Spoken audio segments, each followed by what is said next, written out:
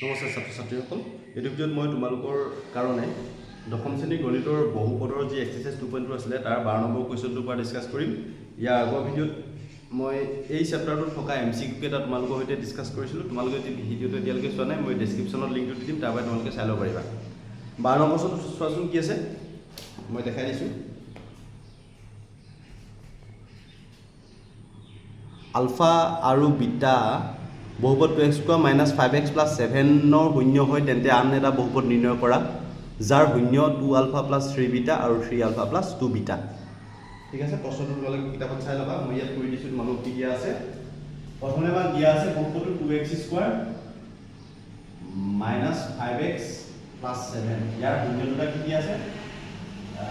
শূন্য দুটা আলফা আৰু বিটা,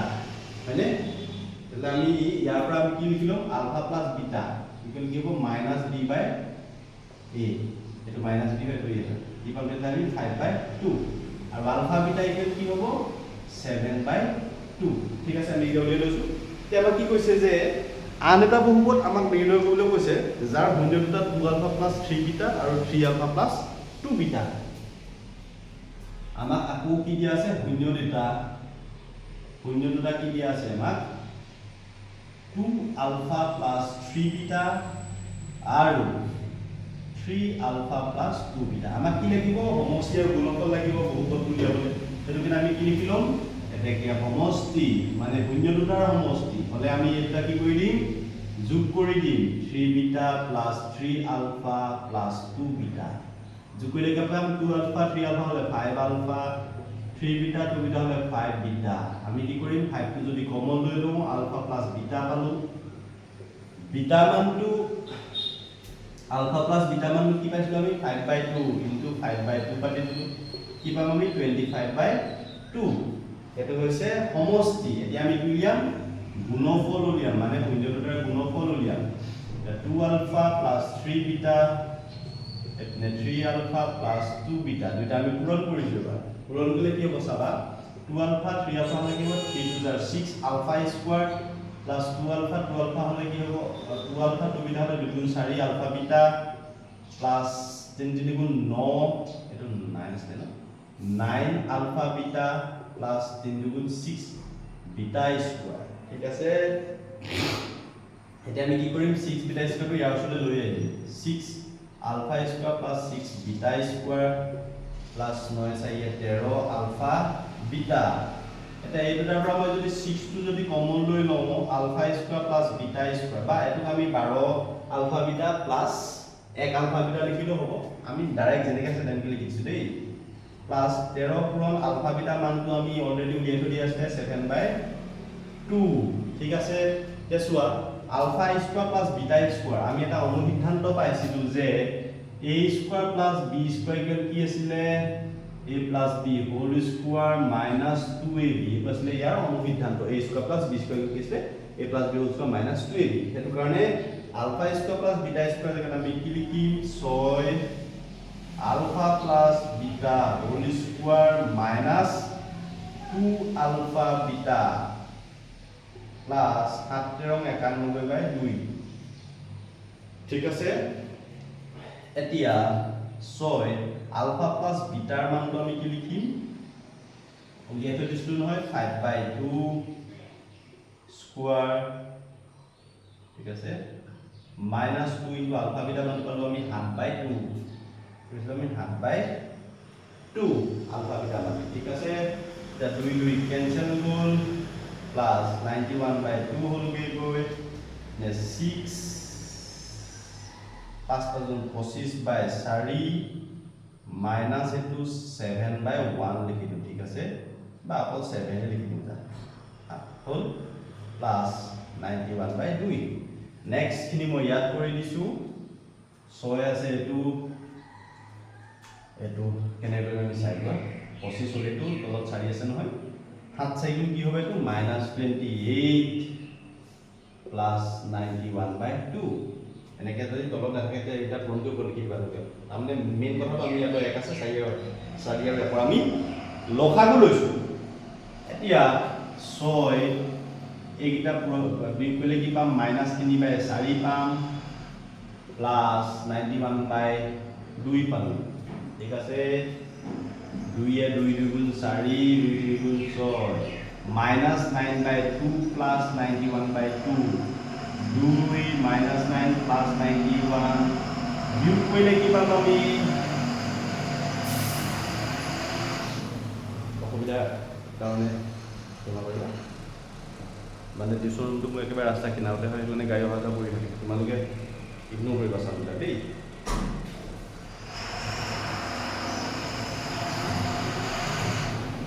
তাৰপিছত প্লাছে মাইনাছে মাইনাছ হ'লে এইটো বাইটো কি কৰিলে আমি কি পাম 11 পৰা 9 গ'লে 2 পালো 81 2 পালো 2 সংখ্যা আমি কি পাম 41 পাম এই 41 টো কি হয় বাৰু 41 টো গুণফল এটাকে বহুপদটো কি হ'ব বহুপদটো কি আছিলে x² মাইনাছ শূন্যকৰ সমষ্টি যেটো আছে 25/2 x প্লাস শূন্যকৰ গুণফল যেটো আছে 41 এতিয়া আমি এই দুইটো ইয়াৰ পৰা আঁতৰাই দিব পাৰিম তাৰ কাৰণে আমি দুই এটা পূৰণ কৰিম বা এনেকেও যদি অপচন আছে চাই ল'বা তোমালোকে পূৰণ 2 প্লাস 41 পূৰণ 2 দুইটা পূৰণ কৰিছো 2 কেনসেল গ'ল 2x² minus 25x plus 41 দুই গুণ 82 এইটো হ'ল কি গৈ বহুপদটো এতিয়া প্ৰশ্নটো হ'ল এইটো প্ৰশ্নটো নেক্সট প্ৰশ্নটো তোমালোকে চাই লোৱা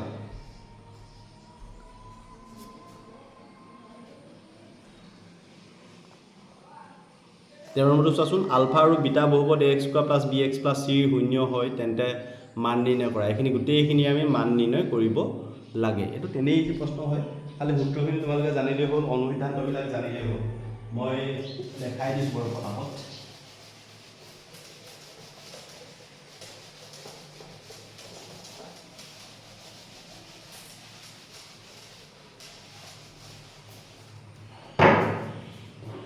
কি আছে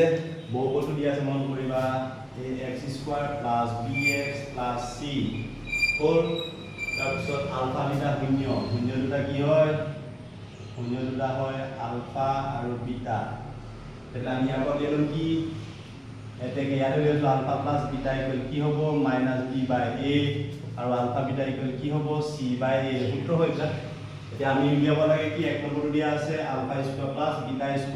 অলপ আগতে মই এটা সূত্ৰ প্ৰয়োগ কৰিছিলো কি আছিল সূত্ৰটো আকৌ এবাৰ লিখি দিছো a² প্লাস b² ইকুৱেল কি আছিল a plus b whole square minus 2ab ঠিক আছে এতিয়া আমি ইয়াত লিখিম alpha plus beta whole square minus 2 alpha beta এতিয়া আলফা প্লাস বিটা মান আছে minus b/a square minus 2 alpha beta মান আছে c/a ঠিক আছে এতিয়া মাইনাস b হলে b²/a² মাইনাস 2c/a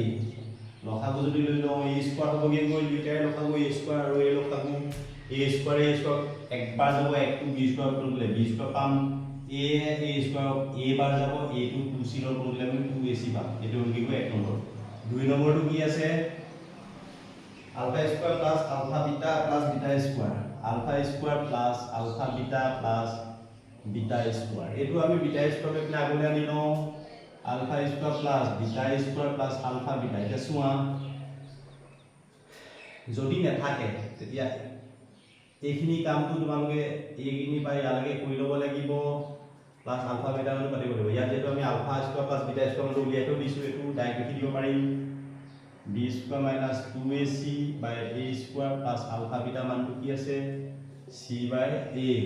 লসাগু আকৌ লম a² হ'ব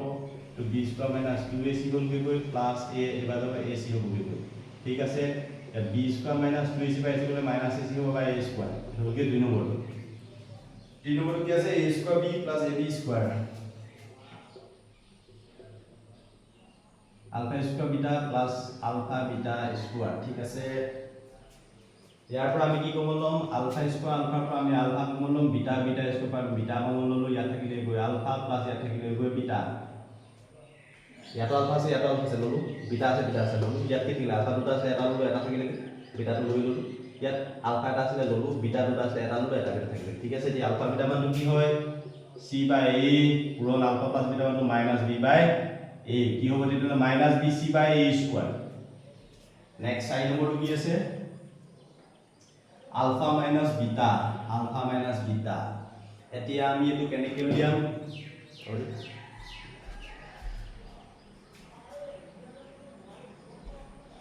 আলফা মাইনাছ বিটাটো আমি কেনেকৈ উলিয়াম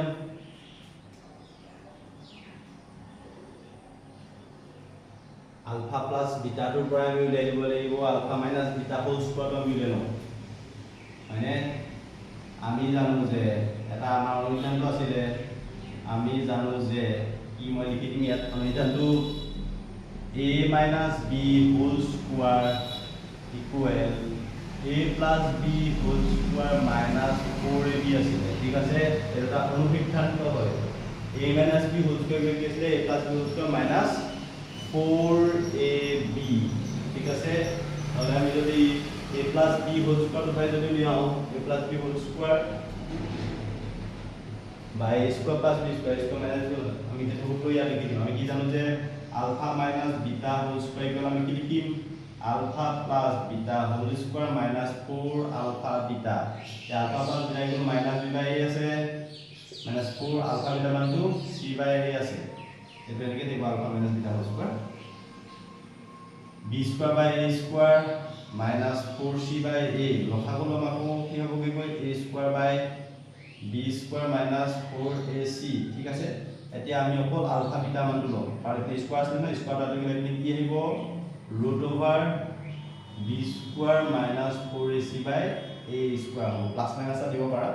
এটো কি ইয়াৰ উত্তৰ আলফা বিটা লম স্কয়াৰটো গলে √ আছে এতিয়া আমি কৰিম 5 নম্বৰটো alpha square plus beta square minus alpha beta alpha square plus beta square